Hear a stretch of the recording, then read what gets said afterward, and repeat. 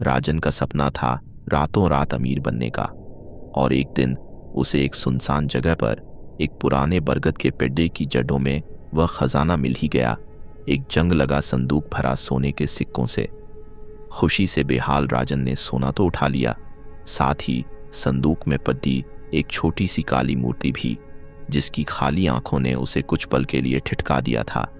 पर लालच ने जीत ली। मूर्ति उसने अपनी जेब में डाल ली।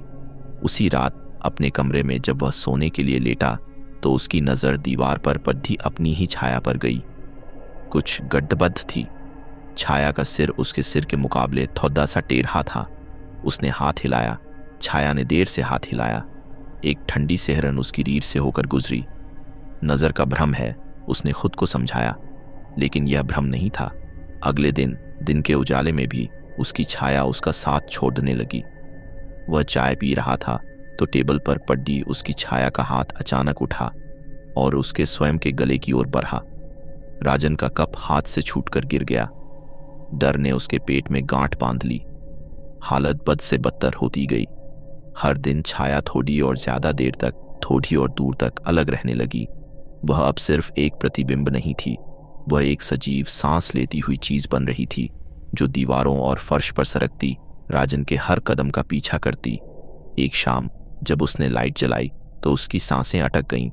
दीवार पर उसकी अपनी ही छाया पूरी तरह से पीठ फेरकर खड़ी थी और उसके काले धुंधले चेहरे से एक शब्द फिसला, राजन। आवाज कर्कश और बिल्कुल अजनबी थी, पर उसमें एक अजीब सा परिचय भी था।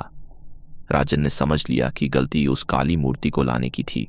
वह उसे ढूंढने लगा, पर मूर्ति गायब थी, जैसे वह किसी और रूप में आ चुकी हो। थक हार कर वह बिस्तर पर गिरा। उसने महसूस किया जैसे कोई बर्फीला भारी लबादा उसके ऊपर लेट रहा हो। वह हिल नहीं सकता था।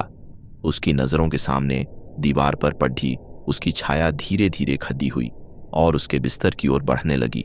उसे लगा जैसे उसका अपना अंधेरा, उसका अपना लालच अब उसे निगलने आ रहा है। वह चीखना चाहता था, पर आवाज गले में ही दबकर रह गई। अगली सुबह राजन शीशे के सामने खड़दा था। उसका चेहरा पीला, आंखों के नीचे गहरे घेरे थे। उसने कोशिश की मुस्कुराने की। शीशे में उसकी परछाई ने तुरंत एक अजीब सी खिंची हुई मुस्कान के साथ जवाब दिया। राजन के अपने होंठ एक पल की देरी से हिले। उसने अपने हाथ उठाए। शीशे में छाया के हाथ पहले से ही ऊपर थे। उस पल उसे एहसास हुआ, खजाने का असली कीमत उसने नहीं चुकाया था, चुकाना उसकी छाया को था।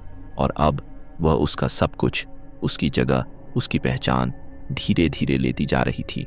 और सबसे डरावनी बात यह थी कि वह छाया बाहर से नहीं आई थी। वह तो हमेशा से उसी के भीतर, उसी का एक हिस्सा थी। बस अब उसे अपना असली रूप दिखा रही थी।